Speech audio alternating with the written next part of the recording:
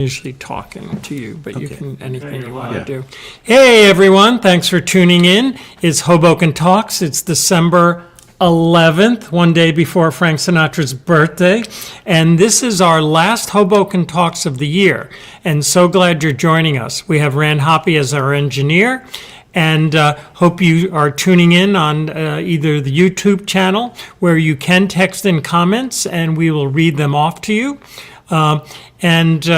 This is going to be a great episode, I know, but past, I'll say recipients, past Hoboken Talks people have been so many people, but I'm spacing out who I'm looking at. So I got April, oh my gosh, Charles Turner, I got Teresa, I got, you know what, Tammy Tamarano, Bill Miller. Anyway, we've done I think by the end of next year, we're going to have done just about every important Hoboken person, and hope we have a new crop coming in. And tonight, we're talking with Hank Forrest, and I actually have known Hank for a long time, but we really haven't hung out that much the last couple of years. So this is kind of a little bit of reunion. I'm just going to do the handshake up high. All right. And I always like to, make a reference. We asked you to pick some slides. I did see them a few minutes ago, and they're pretty cool. But this one, why did you choose it? So this, hello everybody. And yesterday was my birthday. Oh, wow. And I think Jim Morrison's birthday might Okay. also. But anyway, so this is a view from the roof of our building looking east. And I just always loved the sort of tops of the buildings. I mean, you talk about the Hoboken look, which, if there is such a thing. The fact that, from the street, you don't really get to see a lot of the upper parts of the buildings very often. And just, I always loved, because even, there's, I think, St. Matthew's, you see in the steeple all the way down on Hudson Street. And I think some of these cornices are on Willow, maybe near your place. Right. It's really compressed, so it looks Yes. like the Chrysler building is just on the other side of Right. Washington Street. And I guess those are the new Stevens dorms on the upper right. Yes. Right, which is, I'm not used to seeing here. Right. So, a great layered view of Hoboken with New York in the background. I like it. So you have a great view. Yeah. Cool. So anyway, thanks for asking me here. I get to talk about myself for an hour and Hoboken. Okay, what can be better? And I thought, I would spend a little bit of time about me, just a little background on me, how meeting Stella, how we landed into Hoboken, what we found when we got here, and then the kind of things I got involved in. Sure. Once And we were a lot here. of things. Yeah. So this first shot is about, I was born during the Eisenhower administration. The top shot is a photo that my father took when Eisenhower was campaigning in 1952 in Paterson.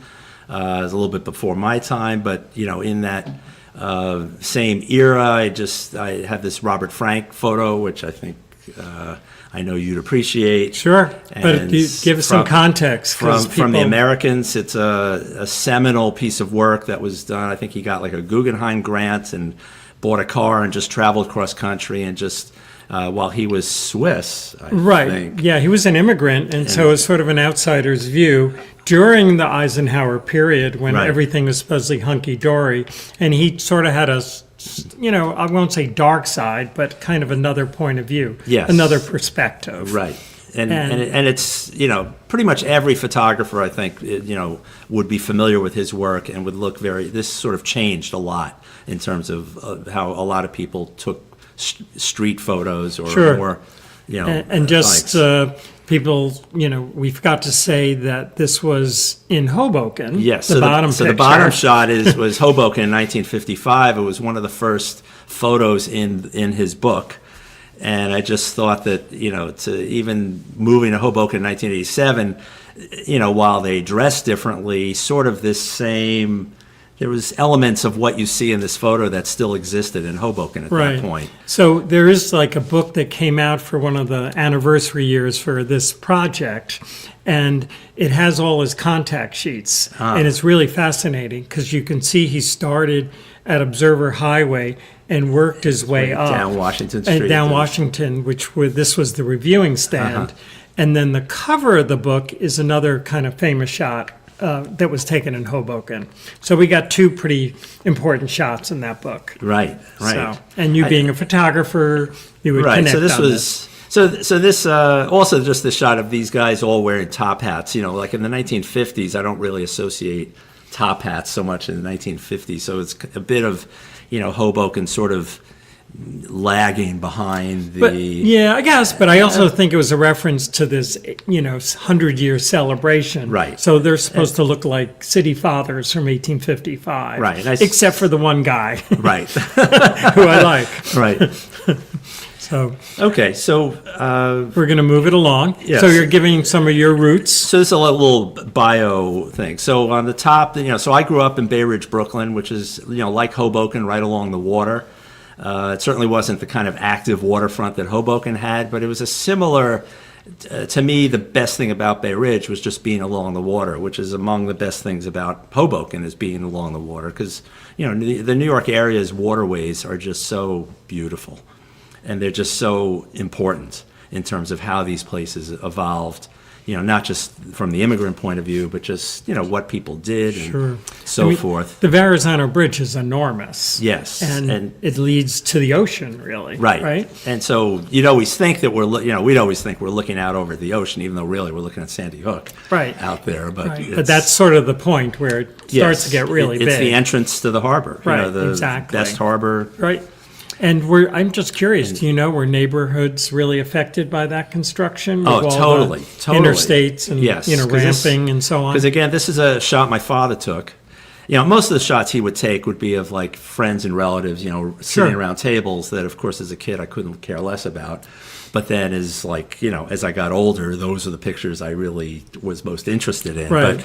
But back when I started to get interested in photography in college, all of these sort of documentary kind of shots, like I love these, because that's what I gravitated towards, the sort of the power that photography had in telling a story and memory. Right. So in fact, the highway that linked up that ran through Bay Ridge, which you kind of see on the top right, ran right through where my father grew up in Bay Ridge, and it erased his house and his neighborhood that was along like 7th Avenue in Brooklyn. So it had a major impact. And of course, when I was growing up also, the only way to get to Staten Island was really the ferry. Right. But Bay Ridge was kind of an outlier in the sense that it still had a closer route to Staten Island than it did to the rest of Brooklyn. Yeah, working class and so on. Yeah, it was just a very different thing, and my being Jewish in Bay Ridge, which was largely Italian and Northern European, it was always kind of, it was kind of like being an outlier to some extent for me. Sure. So I couldn't wait to sort of get out of there. You really felt that growing up? Yeah, it was interesting. It was it was fine. It wasn't, but I was happy to get out of there. So if we go to the next image, so this was sort of the pattern, from college, I went to school in Buffalo because that was as far as I could go from Brooklyn. A lot of people did that. And what school did you go to? Well, I went to UB, the university. I know you were at Buff State. Yeah, if you were going to a state school, you'd look on the map and you go, that's 400 miles away. That's looking pretty good. And I had a Regent scholarship, which gave me $250 a year. And so I was going to stay in New York, in the state, to be able to do that scholarship. But, being at Buffalo was great, as Buffalo was really a wonderful place. So what years is Buffalo approximately? So like from 73 to 76. Okay, right. And so that was the point. And so when I was at Buffalo, I had a joint major in political science and photography. Oh. So the photography part was, led me to both be the photo editor of the paper, which was quite a 30-page paper that came out 3 days a week, which was a lot of pressure thing. And the political science part is that I just loved current events and so forth, which, I didn't realize, but, would come back to serve me well when I came to Hoboken. Sure. Or that whole political science background just started to, reawaken. Who was the big photo teacher at Buffalo? Well, there wasn't. I mean, Buff State was. If you were a serious photographer, It you was you more went to Buff State. I think it wasn't a great school, Well, but it was Cindy good Sherman, I for think, was arts. there. Well- yeah, that's right. But she might have been a student. Actually. Yeah. Right. Because we were like the same age. sure. Or Yeah. something No, like that. definitely. Yes. But it was wonderful. Buffalo, and from a current events point of view, I mean, this is like Watergate, the Attica prison rebellion trials. Sure. It was a very active time, just politically. And Nixon stuff. With that, yes, Yeah. Watergate, yeah. Oh, right. Watergate, I forgot. That's Watergate, yeah. Vietnam, Right. all that Jimmy stuff was Carter, going on. yeah. So it was a very, active time. So I had the good fortune of meeting up with a fellow who was very smart and entrepreneurial, who was opening a commercial photo studio in Toronto. So he gave me a job. So Ron Silverstein gave me my first job up there. That photo studio eventually evolved into one where we were selling and renting electronic flash equipment to commercial photographers. And through that, I basically learned lighting. And lighting, I realized, was more lighting I was interested in than photography. And eventually, while I was in Toronto, I was visiting a friend in Long Island, and I met up with Stella, who was living in New Jersey. And through the magic of People's Express, I could take a $12 bus from Toronto to Buffalo Airport and then take a $19 flight to Newark, and we could have this long-distance relationship that was, practical. Right. So as we started to think more seriously of how to merge our lives together, it became apparent that I was going to be going to Parsons to get an MFA in lighting design that they had started. Which was probably a new program, Brand right? new. Who ever heard of an MFA for lighting? Right. Yeah. But it was great. And so, and she was going to be working in Jersey as well. She asked some friends of hers, like, where might we live? And they said, oh, you should check out Hoboken, because that way it was easy for me to get to Manhattan, where I was going to work. And it's easy for her to drive into Jersey, Right. where she was going. So that kind of led us back here. Yeah. To here, And you're still here. Which was, so if I hadn't met Stella, I wouldn't be in Hoboken. Okay. It's That's pretty I cool. think pretty safe to say. Yeah, for sure. So if we go to the next, so while I was in Toronto, I started to develop into a lighting consultant and help with logistics to commercial photographers. And these were postcards that I had sent out to promote myself. Everybody in here are friends of mine. They're all photographers. And it was just, this was my world. And it was a really fun, great, it was like, I couldn't believe I was getting paid to do this. And I met a lot of photographers. I worked for probably 130 photographers in Really? my 6 Wow. years there. That's a lot. And it was great. But then, finally when I met Stella and I realized I was going to come back to here, but it got to the point where, for the photographers, they liked hiring me because I wasn't interested in being a photographer and taking their clients. Right.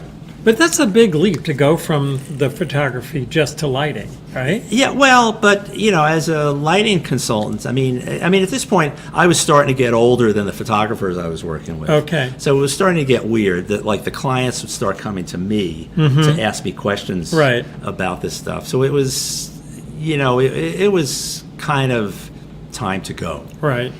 And so finding out that Parsons was running this program, so I could be a real lighting consultant, whatever that is. It was great. I said, let's check this out.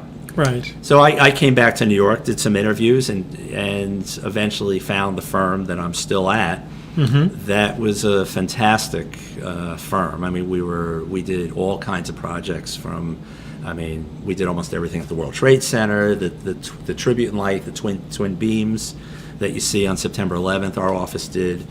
And we've worked all around the world and have done, countless fantastic projects. So What was your favorite one of those? We're sort of getting ahead from the chronology. Yeah, here, but- well, it's hard to say. There were a lot.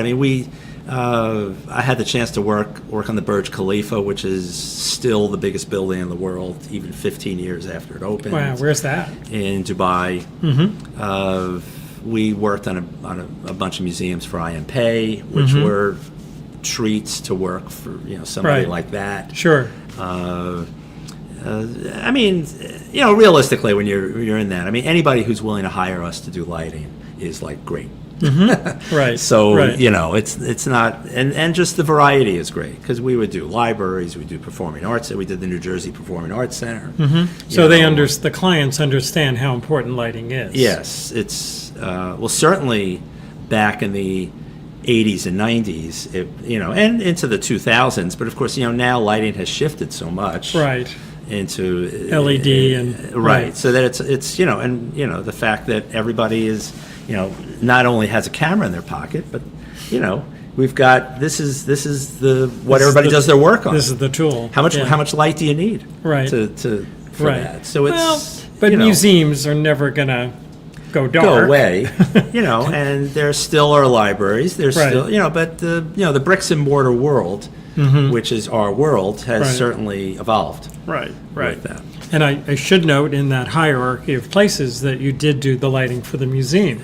When we rehabbed the space in 2001 and 2000, you came in and really set us straight. I'd be probably putting clip-on lights, with extension cords. I knew nothing about like a museum gallery. You were thing. You were better than that. Well, but you helped a lot. Well, it's fun to to actually take something that and do it here. Even when Holly and I just rehabbed our place, you came over and you had great ideas with high tops and all sorts of things that we wouldn't have known. Right. Okay, but anyway, sorry. So we're gonna get back gratuitous to here, but that's fine. okay. Thank you very much. So anyway, so we landed back in Hoboken in 1987. Tom Vezzetti was mayor. Right. Anybody who doesn't know who Tom Vezzetti is should Google him, because he was a very colorful and interesting guy, and it was a very interesting time in Hoboken. So here's shots of the southern waterfront, and back in '87, which was no different than it was in '90. To arrive in Hoboken, I should say that Stella and I come into Hoboken to check it out in '87. And we get off the PATH train just to walk around. As soon as I walk off the PATH train, I go, wow, this is like Brooklyn. The scale is low. As we're walking around, it's very neighborhoody.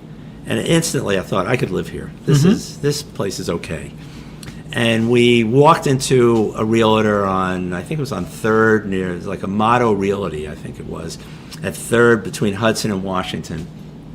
And we walk in there and say, okay, we're looking for an apartment. They said, all right, well, first of all, you don't want to live anywhere west of Willow. Yeah, that was the... And I said, really? What's... Oh, man. You don't want to... At night, they come out. Yeah. You don't want to be west of Willow. Okay. So, is there some... Oh, yeah. So he takes us upstairs in that building. And he takes us to the top floor. And there's this, very nice apartment that overlooks, the skyline, because this was, there was nothing east in front of it. Hudson other than maybe part of Marine View. Right. But there was nothing else there. And I think it was selling for $195,000. Okay. But it wasn't for rent. And so we're like, all right, well, this is very nice, but this is way out of our league. And, that's, so 195 at that time was pretty high. It was a lot, yeah. That was big bucks. Yeah. So we left. So then, so I went back to Toronto at this point, because Stella had moved down, but I hadn't moved down yet. So she and a friend of ours go to another, answer, I think it was an ad in the Reporter. And they find an apartment on the 800 block of Clinton, across the street from the That's high west school. of Willow. Right. Yeah. But it looked like a nice place, and we figured, okay, so then I come down that weekend, and, I meet with this guy. So it's some lawyer from Jersey City who's showing us this apartment. We're talking to him, and he starts going, well, if you can manage the down payment, and if you have enough cash flow, it's really cheaper for you to buy a place than to rent. We start looking at numbers, and he's right. And we figured, okay, we could, our families could help us. We could figure this out. Sure. So he gets out a yellow legal pad, hand writes out a contract. It's agreed that, we would need to rent for a few months to get our finances together and so forth. He says, okay, you can apply the 3 months rent, which was like, I don't know, $800 a month or something, to the price for the place, which I think was $105, something like that. So we figured, okay, so we finished that. So then we come in, I think it was I moved down in August. So at the beginning of September, we go get the key to move in. He goes, oh, no, yeah, that apartment's not available anymore. But I could probably find something across the hall here, for you. So he takes us into another apartment, And we're looking at it, and the guy in there painting, and he says, yeah, probably not that much more money. I could give you this apartment. I go, why don't you just give us our money back and we'll forget about this? He goes, oh, I can't do that. So I end up going to City Hall, to the small claims court, and file a thing to get our first and last month's rent back. I don't know, $1,500 or something. But we still needed a place. So I go back to Hoboken like a few days later, and I walk into some realtor on Washington Street. I don't remember where. And this like big guy with like a crew cut, very kind of interesting character comes out. I tell him, we're looking for a condo. He goes, okay. He says, do you have a car or do you want to walk? I said, no, let's walk. He proceeds to walk me all around town. We look at like 8 or 9 places. And as we're walking around town, he knows everybody in town. And everybody knows him. And everybody is happy to see him. Mm-hmm. And it's like, who is this guy? So it was Jerry Citro. Okay. And I'm thinking, so I'm putting this talk together, and I'm thinking, I wonder what happened to Jerry. And I Google him, and I see that the first thing that comes up is that he did a Hoboken Talks. There you go. Thing 3 years ago. Comes back. And watching that Hoboken Talks, it was great. I could see, that Jerry had moved. I remember he had moved to Montclair, and we lost track of him. Right. But he was, coaching basketball, and he was like so happy. And it was so nice to see that he had done well. Right. Life had treated him. Hopefully he's watching you now. Maybe. But I tell you, in that Hoboken Talks, he talks about when he was, the little bit that he was a realtor, and it was like after he had come out of addictions and all that, he had a tough time, and he didn't really like being a realtor because it didn't really fit into his thing. But I'll tell you, he was the perfect guy to meet. All of a sudden, walking around town, he would take us back, all those places west of Willow. We went as far up to maybe 8th and Jefferson. And at that point, there was nothing west of Jefferson at 8th Street, and there was nothing north of 8th Street. But, that whole corner of town was nothing but dilapidated warehouse buildings and, empty lots. It was, it was nothing. Well, it's really fortunate you ran into him. He was, and it was, and I said, well, so finally we landed at a condo on 3rd and Madison, right next to Biggie's, and I said, well, but and this neighborhood was like not a pretty neighborhood. I said, so what's this? Is this neighborhood okay? He goes, oh yeah, I grew up around the corner at 4th and Monroe. He walks me over there, and there's his mother. We see his mother on the block. And everybody is like patting him on the back, and he's like shaking his hand. It was like, I tell you, it gave me a whole other appreciation of Hoboken. Of just, here was a guy who had the definitive big heart, right. And it was great.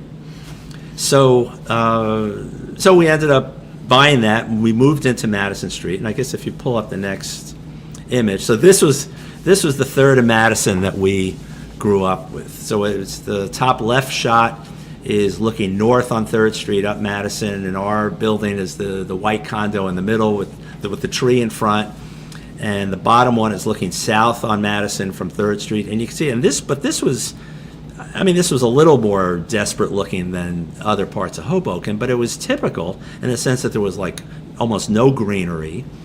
There was burnt out buildings, not as maybe to this extent, but there was empty, like on the top left, that little garage kind of building was. It was. Hoboken was a hard-edged place. Sure. West of Willow.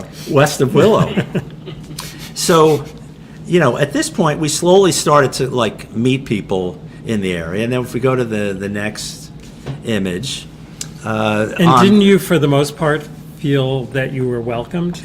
Yes. Well, that was the funny thing, is that right. there were, you met a lot of people who were kind of, I felt, were like me, whatever that means, Right. But they were. But even the old timers, don't you think? The old timers would talking sort about of. Jerry. Yeah, they would, at first sort of, nicely complain about the newcomers and the yuppies in town and all that, but that went by the wayside very quickly. Okay.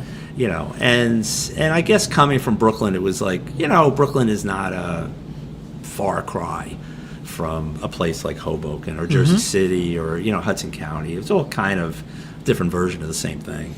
So across the street from us was the back of St. Francis and the big parking lot that they had there. But of course, there was no one there. So every day there'd be dozens of kids that would be there dragging, if people were throwing mattresses out or appliances, they would drag them over there, and that became their playground because nobody would use this park.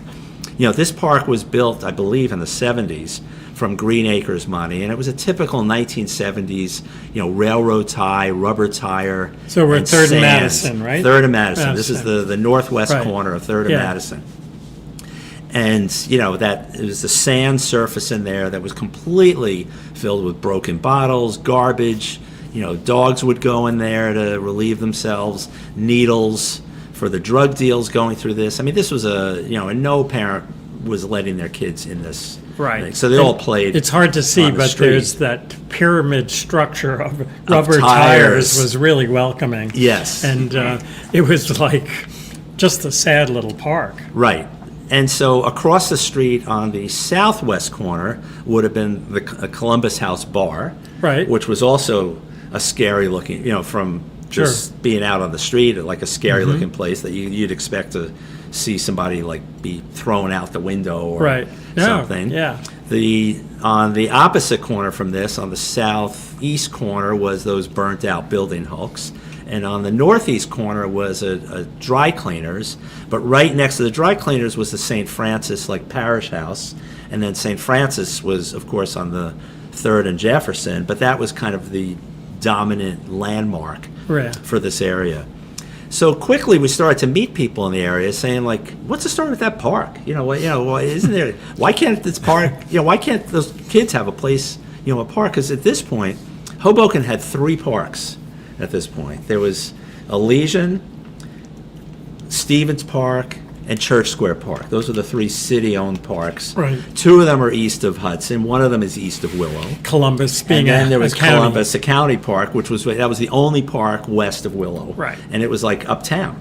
Sure. So there was no green space anywhere in town. And of course, back in 1988, parks were not thought to be the amenity that a lot of us now Right. think of them. But probably weren't there houses on this plot? I Well, mean, it's not that big a space. Well, yeah. These are 3 building lots, and Right. then so as we start to kind of get to know the Columbus House, we saw there was Lily and Felix and Leo. I forget Leo's last name. Were the owners of the bar, who were wonderful people, and they were yeah, we should do something about this.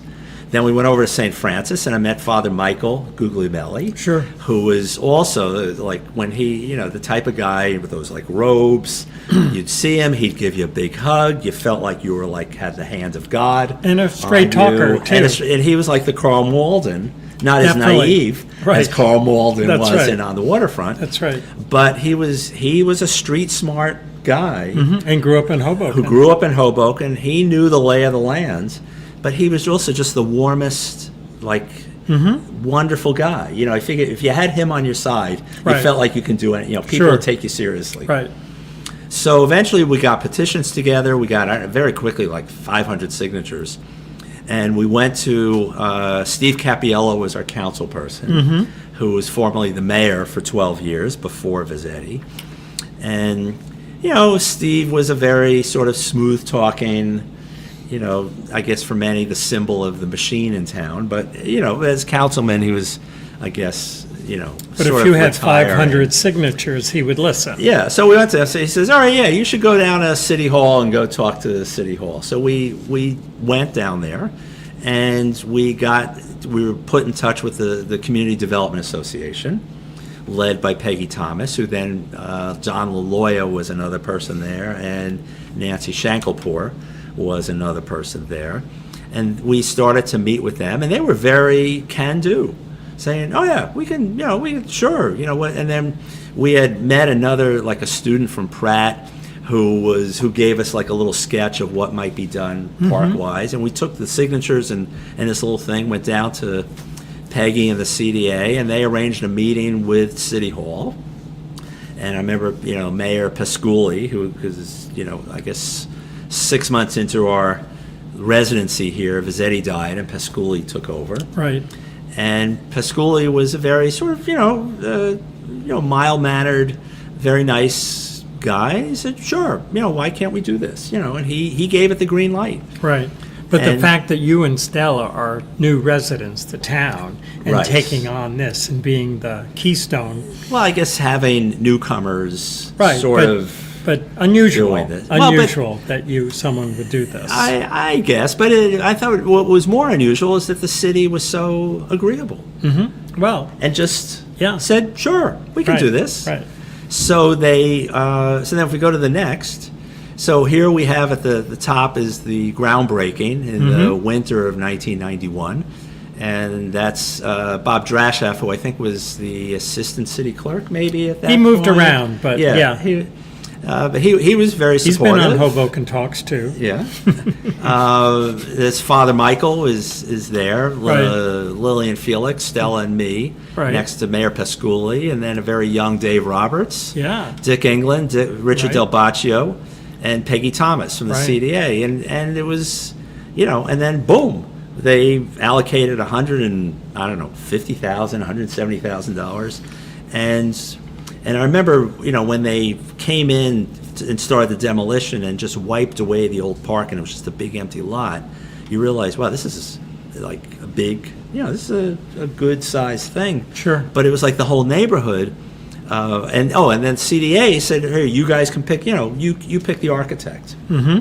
So like, who's that? I don't know who Right. to pick. So Don LaLoya at CDA said, well, you might want to call Lee Weintraub, someone he knew. Right. He had an office in the city, and we met him, and I went to see, and he had a whole bunch of parks that he had done in the Bronx and Washington Heights, Sure. and Crown Heights, all tough areas. Right. But this would have been one of the few open spaces in the neighborhood. or Yes. Maybe the only one, And- except for how kids would use abandoned buildings or parking lots. Right. There was no open space. Right. And honestly, even when we had the petitions together, while City Hall was very amenable, there was, Ed Duroy was the Fourth Ward Council Sure. person. This was technically in the Third Ward, but, Ed wanted affordable housing here. Sure. Because there was always a need for affordable housing. Right. But fortunately for us, if they made it affordable housing again, they would have had to pay Green Acres the money back Oh, interesting. from the first park. So Right. the city, and the city, all the towns in Jersey, maybe throughout the country, there's formulas for how much open space you should have in the city. And Hoboken had probably a tenth of the recommended amount of open Right. space. There was no open space here. So whenever the city had a chance to increase that inventory, they jumped on it. I mean, not that aggressively then, certainly a lot more aggressively in the last Sure. 10, 20 years. Yep. But, and the thing is that Lee started this whole public plan. He wanted to meet with the neighbors, meet with the kids. And all the ideas of the park really came out of those meetings. I mean, the kids came forward. The first thing they said is that we want to have a fence around the park because everybody Feel was safe, right? Well, and they were afraid that because back then anything good in Hoboken just got trashed in no time, and they thought if they were going to rebuild this park, it was all just going to get destroyed because it was still not a place where good things would be respected. So and was it kept. locked up at night? It was or- locked up. Yeah, because they knew people would just hang out there. Yeah, Yeah. and it's which was again most people's idea of parks were places where unsavory elements would Right. come and Sure. congregate, or kids would be loud and Right. Right. like you don't want that Sure. near where you live. And Doug did the mural on the Yeah, so building? then a couple of years later, this shot on the bottom was not when it opened in '91. This was a couple of years later. But yeah, eventually we got another grant to do the mural there, and Doug Lindsay, who we'll come back to, did this mural on the wall. So it was, but it was great. On the bottom, in the left-hand part, was a little community garden, which was the first one that Hoboken had. In the middle, there was this sprinkler that could, when it was turned on, there was like no place you could be in the park and not get wet. Right. It was a big thing, and it was just a great. It was a great thing. And I remember the day, it's hard to see in this photo, but along the outside boundaries, there were maybe 75 arborvitae trees, like 12-foot arborvitae trees. And I remember the day that this huge tractor trailer rolled in, filled with all these arborvitae trees, the whole neighborhood just like stopped, and just it was like, wow, this is You're this bringing is real. green in. Yeah. This is like happening. Sure. Yeah. And it was such a startling thing thing. I mean, it really caused everybody to pause to see what was going on here. It's a great image. So so it really worked. And then to sort of protect the park, to keep the energy up, we formed children's festivals every year. That's right. To commemorate the opening of the park. So every July, we did that for 9 or 10 years. Until then, the demographics, the neighborhood had really started to shift, and it wasn't really necessary anymore, and it just became harder to And I think that's what we have a banner, right? Yes. Yes. And so the banner was generously donated Right. and accepted by the museum. So if we go to the next, so here's Doug Lindsay, and I want to do a big call out to Doug. So Doug I met at the the Hoboken YMCA, the former YMCA. Yeah, Hoboken Community Center Yeah, now. at 13th and Washington, which I joined in '88, and I met Doug pretty soon, swimming there. And Doug was an artist. He had a number of different businesses in town. He was a bike messenger back before there were bike messengers. Wow, I forgot that. Which all of us thought he was like, how nuts. He'd go into the city with his bike. Right. And was fearless on that. But he knew a lot of artists in town. He just knew everybody, and everybody knew him. He was active with the Ho-Has, the Right. Hoboken Harrier running group. Sure. And everybody in town seemed to know Doug, and Doug was good enough to sort of, drag me along, and I met all these kind of colorful people in town. And I got invited to potluck dinners and all these things, and it was very, so you got to meet other artists or just characters. The town was just filled with people who came to Hoboken because it was a kind of an at ease place. It was sort of very down to earth. It was affordable at that point. You could certainly find affordable places to live, and it was great. Doug and I had a lot of fun for a number of years. So once the city, the whole park thing happened, it was like, wow, this is, I became one of the dreamers in town. So, wow, you could just imagine something that can happen. Right. This was a place You must have been really proud of that. it was, though, the but it park. was, just to have that kind of, you're so used to thinking of politics as being this frustrating, Right. knocking your head against the wall kind of experience. And yet here we were, that we helped make something, that the city agreed Right. to make this happen. It was like, wow, this is a great place. And it's still there and gets refreshed, Yeah. right? Yeah. And just meeting people, that you could just meet the mayor, you meet the council people, you meet, the people in City Hall. It was, it was a great, wow, this is a fun place. So it got me more involved into the politics of the town in terms of I was never interested in running for office or anything, but it was like, what else can we do? So as far as the park goes, in order to help sort of safeguard it, all those hulking buildings on the other side. I think it's the next image. Oh no! So this was among the people that Doug introduced me to was Nora Jacobson, who had been working on this film forever, and I was lucky enough to be kind of commandeered into, I don't know, either holding a mic or doing something when she was filming. And then eventually it resulted in the film Delivered Vacant, which was a fantastic document on what was going on in Hoboken. Feature length, not a short. And Delivered Vacant just being, in a lot of regards to all the fires and everything that was going on in Hoboken with landlords burning, to empty the buildings out so they could sell them vacant, deliver them vacant. And, I guess one of the early edited versions that she had some 6-hour unedited version that I remember I got to see, and it was just, I loved it because you just saw she has amazing footage of council meetings and the communities of the town. It was just it's a wonderful document for that. I think the time. finished piece is 90 minutes. Yeah, I think. it got really So, boiled down to something that Yeah. was manageable. So anyway, so among the things that Doug and I got involved in, so the 1993 Hoboken mayor election was a really, election days in Hoboken were always like, if you either had to engage with them or you had to just run for the hills, because it was just, they were like zoos.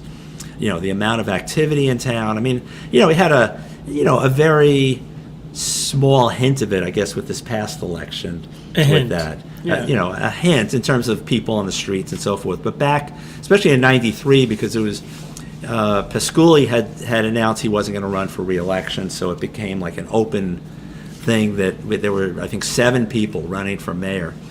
Ira Karasik was, and certainly the demographics in town in terms of the old Hoboken versus new Hoboken, it was, I think, the first election where the new Hoboken was thought maybe it was going to be our time to do it. I mean, it wasn't, but, here was Ira, who was, I don't know where Ira grew up, but he was a tenant advocate lawyer. Sure, really smart guy. Very smart guy, successful as a lawyer, and he had a lot of good ideas as far as, what needed to change and happen in town.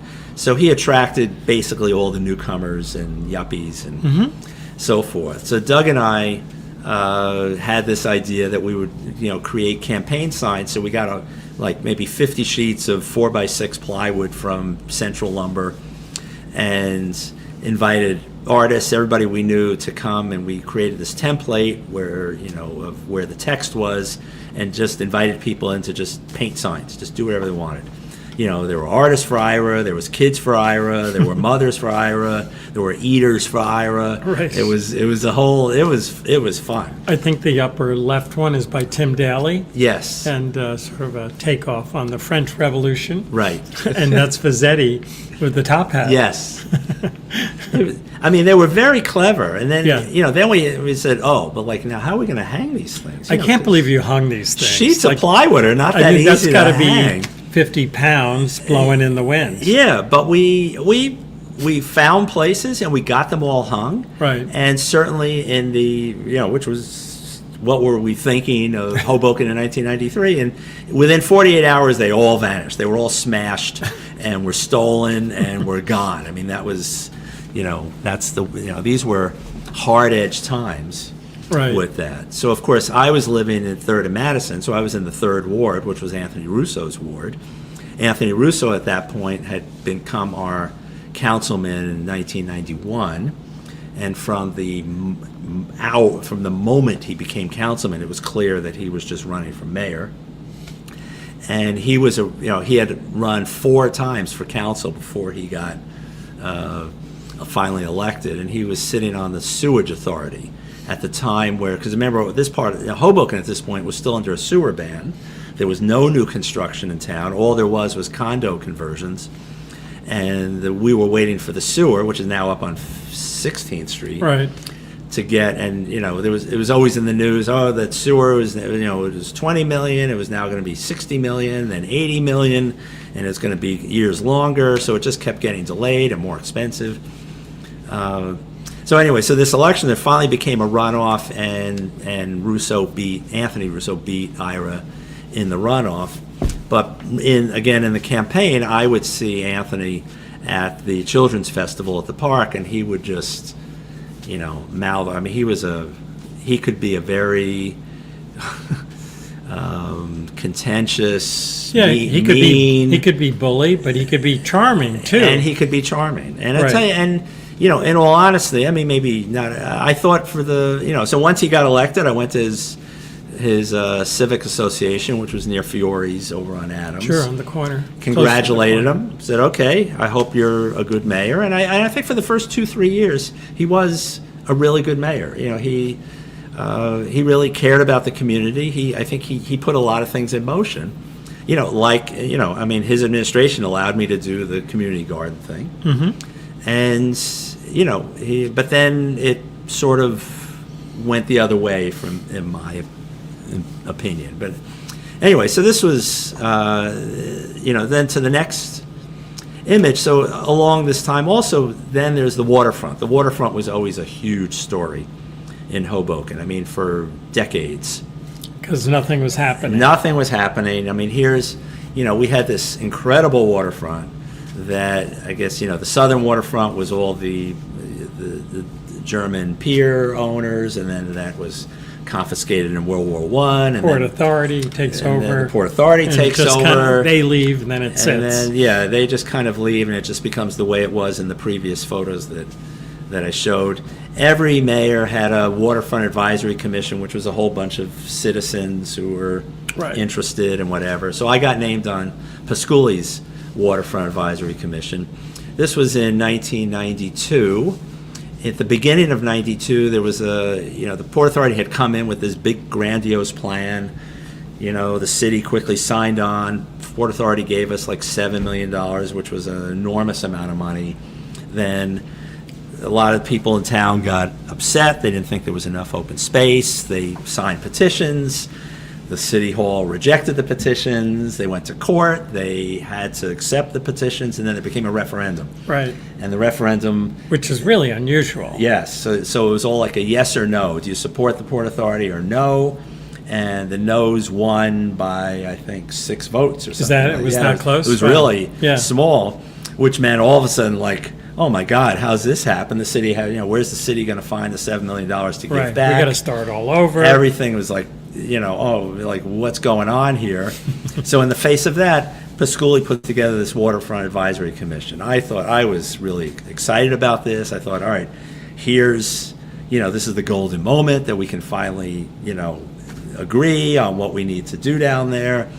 And soon after we get put together, there was a second referendum on a smaller, I guess the Port Authority came back with sort of half the plan and said, all right, let's vote on that. That lost by 300 votes. So the city was really down the creek now. They had to do something.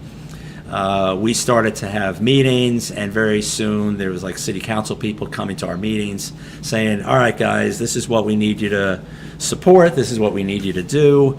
This wasn't at all what I had signed up for. So they're putting pressure on you. Yeah, to do that. So in my best loose cannon way, I marched into the city hall into a city council meeting, and I announced I'm quitting.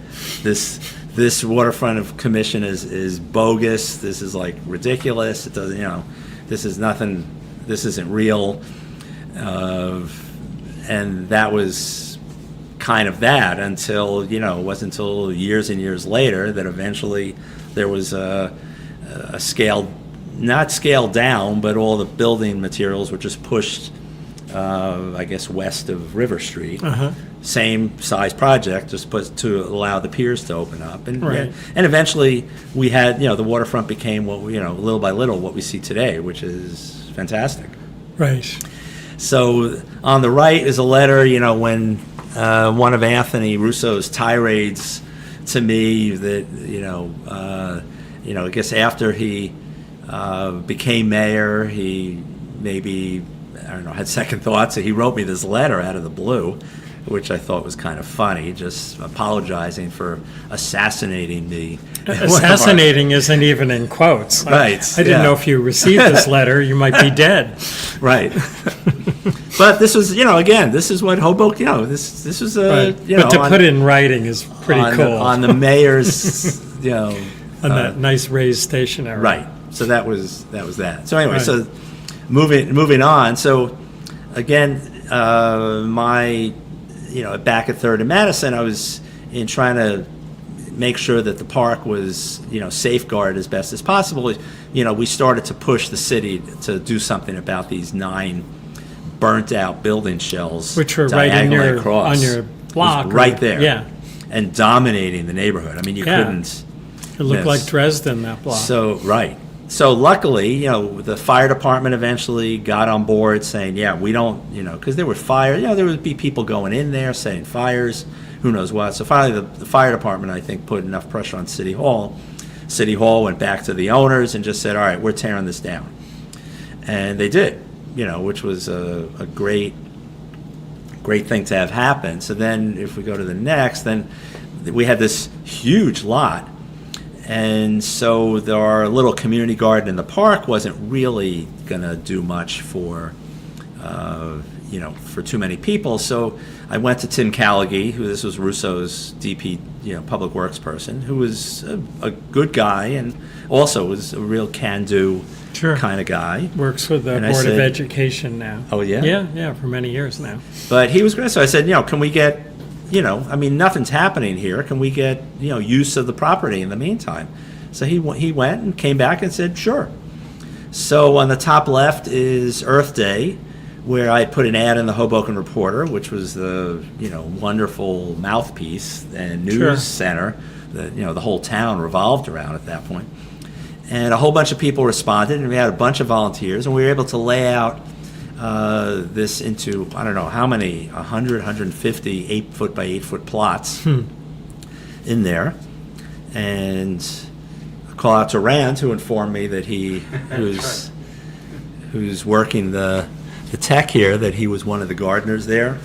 And so by the summer, you saw things on the right. There was just like, all of a sudden, there was this enormous green area. I mean, there was no running water. The fire department had to come every week to fill up all these black water barrels that we got from the city. But it was great. And we had use of this lot from 94 and the summer of 95. In the top right, you can see the mural of the park opposite there. So it was really starting to change the whole, immediate neighborhood.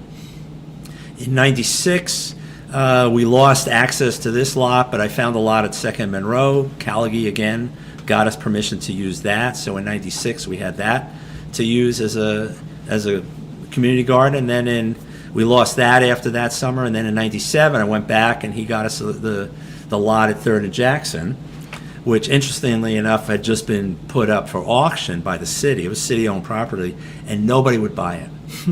Which is so funny. I mean, here we are now today where, lots in Hoboken go for $1.5 million. Right. And if you can find any. But then here are these building lots. Nobody wanted them. So the city said, all right, we have no other use for it. Why don't you take them as the garden? And they eventually made it a permanent garden at that point. Which is still there. Which is still there. They got running water. They put a fence in. And it remains a wonderful thing. At that point, Stella and I had moved. We had a backyard. I really didn't need all this, and it was starting to take more of my time that I wanted. So one of the gardeners, Marge Lau, had been there. She was very nice, and she was hardworking and really into gardening. So she agreed to sort of take over the administration of that, and she stayed with it. And in fact, I think, and to this day, there's a plaque, she's no longer with us, but there's a plaque memorializing her contributions, which was very nice with that. Cool. So at this point also, as I was spending more time in City Hall and I was going to council meetings and planning board and zoning board meetings, at this time, I decided I wanted to get onto the zoning board. So I wrote Russo a letter saying, I'd like to get on the zoning board. The zoning board is the body that sees projects that do not comply with the zoning ordinance, versus the planning board, which essentially sees, besides doing the master plan, oversees projects that substantially comply with the zoning ordinance. So I wanted to go on the zoning board because at that point, the zoning board was just rubber stamping everything. It was, didn't matter, lot coverage, extra floors, extra units, it didn't matter. They were just rubber stamping everything. It was a travesty. So within a short period of time, I get a letter back from City Hall. Congratulations, we have put your name forward for the rent control task force. Not what you wanted. Not what I wanted. Not, I knew nothing about rent control. Rent control, like now, was always a hot button issue. It was, it was a dead end.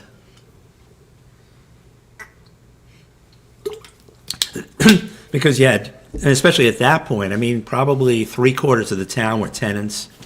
Tenants were not going to let go of, whatever protections they had from the zoning ordinance. They weren't going to let go of those. And landlords, no matter what was proposed, landlords it wasn't going to be enough. So landlords just also. And there was always problems with that office and the records and what the and last nobody rent was. That's right. Nobody was going to give ground. Right. So when we got on there, and I was, I had to come up to speed on what this thing was, because this was a serious issue in town. I never rented, but it was still, this is serious. So I went up to, Carol McLaughlin was running the rent control office up there, and she told me, yes, all the landlords in town are supposed to fill out, not applications, but fill out a form every year on their apartments that they rent. And in that form, you pay $25 and you describe, how many rooms and blah, blah, blah about all that stuff. And of course, they had just started, when we started this task force, they had just started mailing those things out with the tax bills that everybody got. But before that, for years, because the rent control ordinance goes back, I think, to 1974. For years, nobody knew about those, or hardly anybody. Sure. Or maybe they sent it out a few years, but then they didn't send it out. So I said, all right, well, where are these things? So she steers me to these 2 file cabinets that are filled with all these forms. So essentially, landlords would mail them in, they'd put them in the file cabinet, and that was the end of it. Right. Every so often, if you had a tenant who just was royally screwed by their landlord, their rents were tripled or something like that, instead of just moving out, they might be pissed enough, they'd go to City Hall and they'd find out about the rent control ordinance, and they'd find out about this office, and they would go up there. Right. They'd find their apartment in these, if there were any records for that apartment, and they would go to a hearing, and on occasion, they actually the landlord had to roll the rent back.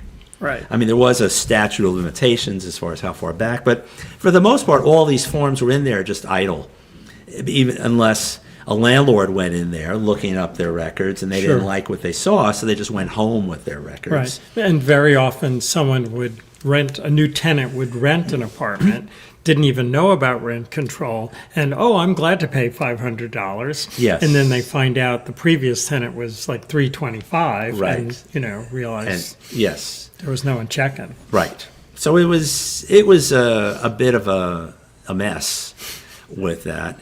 And so so I ended up taking, little by little, I took all these records home, entered them all into a spreadsheet, and I put them all into an Excel. The fact they'd let you take it home is even. Well, because they weren't, Yeah. they were just sitting there. Nobody Right. was, and they were thinking, oh, great. So we would finally have a sort of a document. Sure. And I would say maybe, 15-20% of the apartments had records in there. Small but still, amount. of, 15, 17,000 apartments in town, there was still, there was thousands of apartments that were recorded Right. here. And so I entered them all in. I could categorize them. I went into the census to see what the census records were, and I started to learn a lot about what percentage of the apartments in town were studios versus 1 bedrooms versus 2 bedrooms. And you're a volunteer in this. Yes, this is a like, I don't know who else was running that office, but but I figured if we were really going to be able to accomplish anything, we needed to have suggestions that were really rooted in data, and that there was real we knew this was real. So and it was fascinating. Also, I had to say it was that there was to know that there was a $130 apartment in town. right, that was you still drive there. by and check it out. Yeah, and that the owner-occupied buildings had lower rents than the non-owner-occupied buildings. So anyway, so at the end of the day, we were able to come up with a bunch of suggestions and recommendations from this, because my rationale on this, excuse me, was that the rent control ordinance had no teeth assigned to it, and all the base rents were all based on 1974. And since none of this was paid attention to, it really all the information that it was based on was all dated at this point. So it really wasn't relevant. It wasn't really that relevant anymore. And so few people knew about the ordinance to begin with that there was the amount of protections the tenants had from this was really minimal. Right. So how long did you stay on this? So this I guess it was probably a 6-month piece, because again, I was, and the other people on the, on our little committee here were good, they cared. They really also were, as much as we all knew that this was a hard subject to get anybody to sort of buy into. Right. Everybody agreed that, there was certainly room for improvement Sure. on this. So we came up with a bunch of recommendations like establishing a new base year and just, things that I thought would give real protections to the tenants, but would also be fair and clear direction to the landlord. So it was I naively thought this was going to be a win-win. Right. But then at the last minute, just as we were about to present this to the city council, the tenant advocates in our group got cold feet to and were nervous about that maybe we were giving up too much, that the tenants, we could make these recommendations, but once they actually get played out, would the tenants still end up losing? So we ended up just splitting, and it basically went in a drawer. Wow. And since then, I'd say, this was 1996, in the almost 30 years since then, the amount of apartments that were, all these new big apartments in town were all not part of rent control. Right. So the amount of apartments in town that are actually controlled by the ordinance has just been shrinking and shrinking and shrinking. Right. So even though it's still a hot button issue, I mean, in reality, there's not that many apartments in town that really are controlled by this. So Right. it's sort of, the ship kind of sailed. Right. I right. think on Economics this. changed. Yeah. Interesting. So anyway, eventually, I guess maybe as a thank you for the work I did on the rent control force, eventually Russo put me on the planning board as a second alternate. But since there was always somebody who didn't show up at meetings, I was able to sit in the meetings. Sure. And I got on and this was the planning board, not the zoning board. So, and again, it was nice because, almost everybody else on the planning board were old, were long time Hoboken people, great, very nice, people like Liz Falco and James Monaco and Nick DeTrizio and others. It was nice to meet new people in town who were, And you're cared. finding out what projects Yes. are going on. You're kind of in the know. Right. And we were, we'd also be hearing more about the zoning board things going on. So at this point, as I was getting more interested into the development in town and certainly my work as an architectural lighting designer, I was always interested in architecture and environments. Anyway, I at one point in the year 2000, I decided I just walked up and down every street in town and took pictures just because it was clear that, at this point, the sewer ban was lifted and construction was finally starting to really take on. Not as much as it will, but there was a lot of changes going on in town. So, on the top left, Apicello's was on First Street between Willow and Clinton, I think. That's about right. On the south side. The building's still there, but of course, this great sign. We have that sign, actually. yeah? Oh. It's kind of rusty, but we've been storing it for years. Oh, it's fantastic. Top right is actually the Maxwell House factory buildings before they went. The building under construction on the far right is maybe the Independence. I think the southernmost building in the shipyard project. It's funny. Well, I guess so. Yeah, and that's this is before they demolished all the Maxwell House Right. property, which was a shame because those were fantastic buildings. There was a great plan put forward to reuse those that got railroaded out. I think the deal was the ceiling heights were 16 feet, so if they divided that, they'd only be 8 feet high. I don't know. They're different the deal stories. I heard Okay. was that this was, sort of the activists in town, I don't want to name names, went to the developers and said, well, we're just going to fight, we're just going to fight this into, we're going to challenge this. And because this project that was being proposed required all kinds of, it's part of a redevelopment plan, but it was going to require a lot of variances and unusual things. The citizens group just went to them and said, "We're going to hold this thing up in the courts forever if you try to do this. So we want you to do exactly what the zoning ordinance says." Actually, you're the guy who did save those Maxwell House Yes, buttons, right. We have a big cache of those that you gave us. And it was a button that we put together saying, "Smell the coffee, save Maxwell House," something like that. And what has been, they tore all this down. They've since put up new buildings, which are very nice. But to me, they could be anyway. They could be Edgewater. Sure. They could be, it's a bit like the shipyard project. They're so generic. Nothing distinctive. Whereas you had these beautiful buildings, and the architect did go to and they went on record saying that they were not structurally stable. Really? Yes. Those buildings were stable. Those buildings were, yeah. They had those concrete column mushroom exactly. things. These were solid. So it was all right. Unfortunate. Right. The bottom left is looking down 7th Street from near where the 770 house and this was, I think, Pino's car lot back there. That's St. Anne's, the steeple that we're looking back on the left. Sure. You can see, here the streets are being redone in anticipation of what's to come. Right. And the bottom right is Madison Street, just north of the old viaduct. All right. Where I remember these, train cars were there. There were still railroad tracks all over. Right. Like that rail part of comes town. later. I guess, right? Later and further further to the west near the cliffs. Sure. So I just thought, this was just.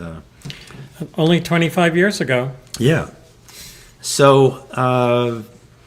Then, so you're still working with the city. Right. So you then haven't eventually. Been totally demoralized. Right. But, then also while I was on the planning board, I got wind of the Washington Street improvements that were where they redid the streetscape and they took out all the Cobra head light fixtures and they put in all of these, lower decorative light fixtures. And when I when I heard they were going to be doing something like that, I went again down to Callaghan's office. He gave me the plans for what they were planning to do, and I met with him and Marchetto, Dean Marchetto, who's the architect, and I just said, look, this is, people are going to hate this. This lighting's not going to work.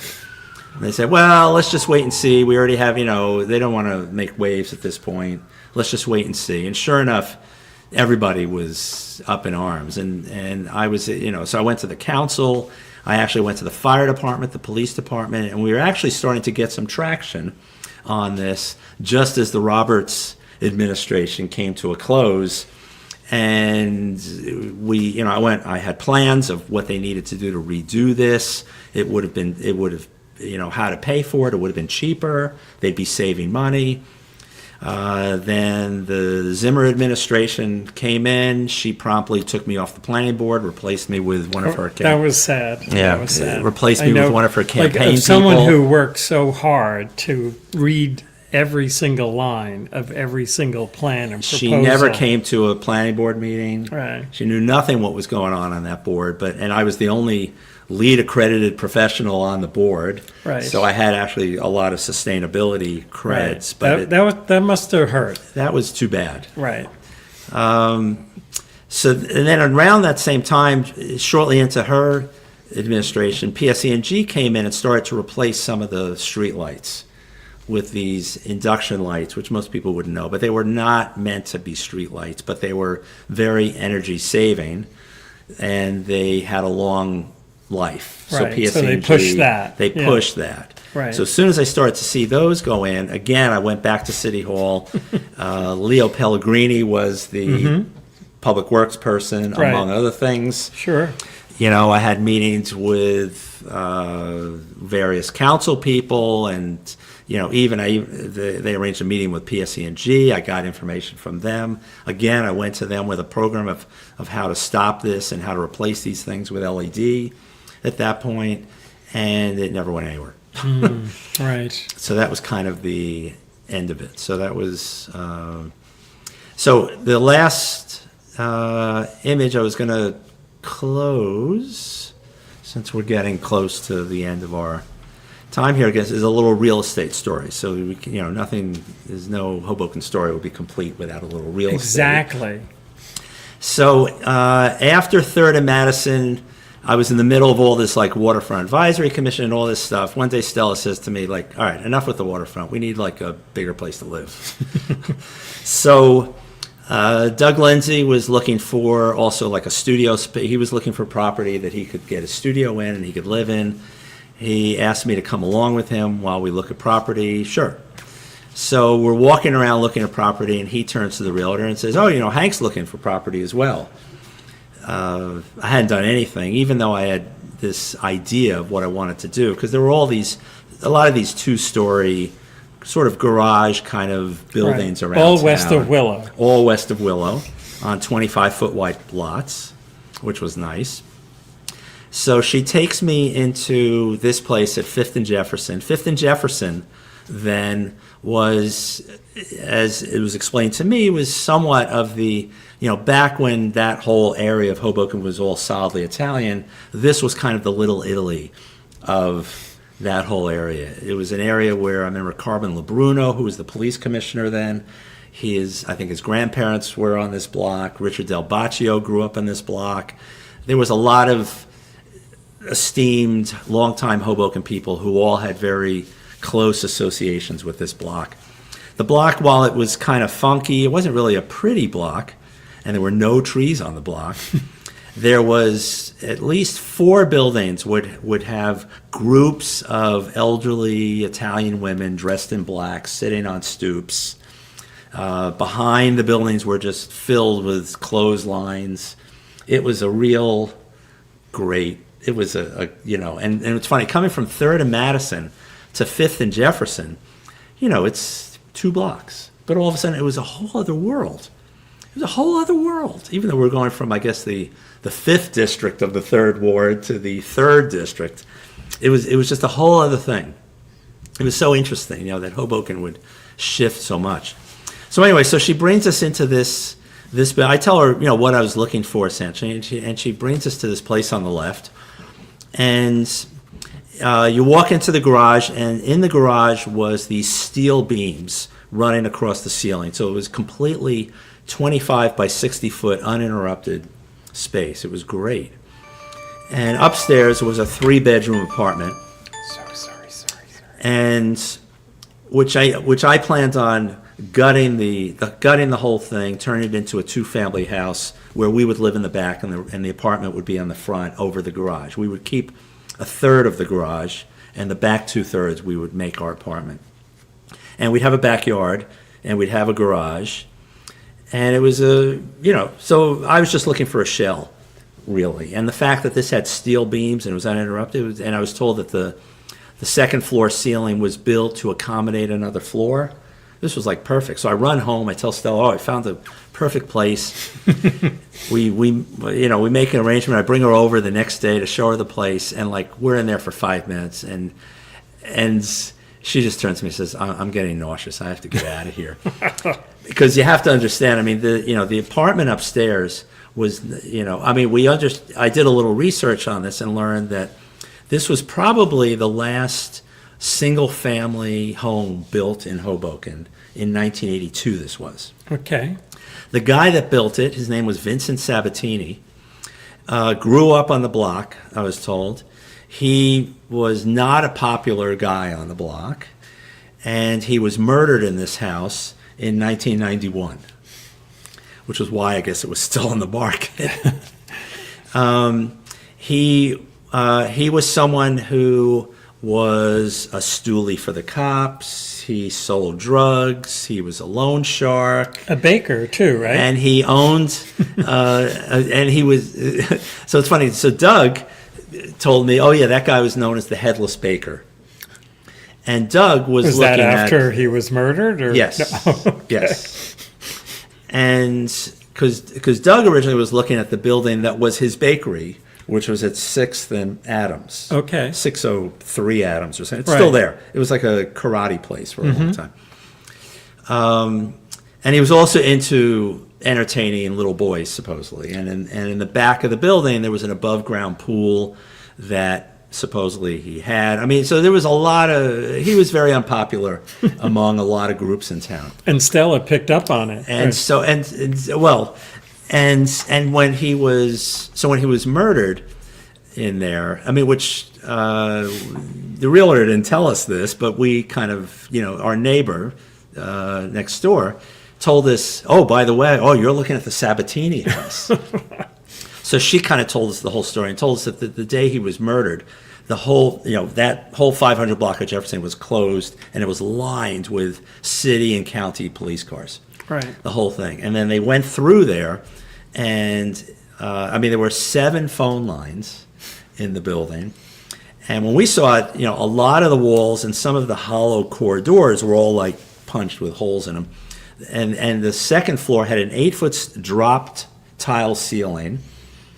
The 3 windows were the living room, and then just beyond that was the dining room, and beyond that was the kitchen. So between the dining room and the kitchen was this like arched faux brick paneling.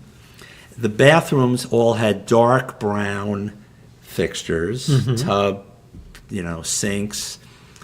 And it's, and so evidently when they went in there, they were all convinced there was going to be like drugs or money or something. And they took all the ceiling down, they went there, they found nothing. And we found nothing when we gutted it. So when Stella went in there, it was just this really horrific a demolition scene. Yeah, right. She couldn't imagine. I was only looking at the shell. I couldn't care less about any of that stuff. So eventually we fixed it up to what you see on the right. That was where it lasted. And we couldn't put street trees in because we had the cast line on one side and the water lines on the other. So I had planters put in, and we put in vines, which Holly helped pick this out, and we kind of greened up the whole building. And then finally in 2023, around the time this photo was taken, our neighbor had sold their building to a builder, and the builder called us and said, hey, would you be interested in selling your place? And I said, well, where are we going to go? I mean, my wife and I are both in our 60s. We're largely retired. We built this place. I'm and happy it was there. amazing inside. It was great. He goes, well, you could always just take a place in what we're building, the new building. And I said, all right, thank you very much. So I wake up like 2 weeks later in the middle of the night, and I'm thinking this over because Stella was ready to move. She wanted to get rid of the stairs. She didn't want to have to be a landlord anymore and have to shovel snow and all this stuff. Sure. So I called him back, and I agreed. So eventually we sold it to him. He tore down us and the building next door, built a new building. We moved to 770 House. Which funny on Jefferson, they go, oh, where are you now? I said, oh, we're at 770 House. I go, what's that? Right. It's Again, another 3 city. blocks away. It's all out of town. Sure. So eventually he built a new building, and we moved back in, and we're back on Jefferson Street again. So it was kind of a happily ever after. And you showed the things. view from your And that new was the roof garden. Yeah, right. of that. So it's a great story. A great story. So thank you for that's my story. This was great. Okay, so You thank definitely know your stuff, and appreciate how together you were for the presentation. Oh, but only in Hoboken. This is a great. Okay, Hoboken. this a will great be a place. record. So we're Thank closing out Hoboken Talks. I'll do a few quick comments, just thanking different people. Again, we're listening to Hank Forrest, who is just a really detail-oriented, thorough guy who uses data and research, and I kind of admire your perseverance in these things. I really do. Started with the park, and or it started with the landlord who kind of tried to rip you off, and you kind of went to make things right from that. Actually, we didn't even. Yeah. Get too much into that. Okay, I guess that is another story. That's another, yeah. So again, Hoboken Talks, this is the last episode of 2026. We will see you for season 6. This started during COVID, as I remember, and it was our way to kind of still be relevant while the doors were closed, but it's become to be just as relevant as anything else. And Rand Hoppe is really responsible for, making this work.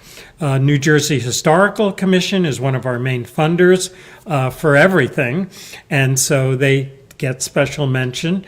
And these are individuals who really help us at a certain level monetarily. And actually, Stella and Hank are on this list and have been supporters for many years.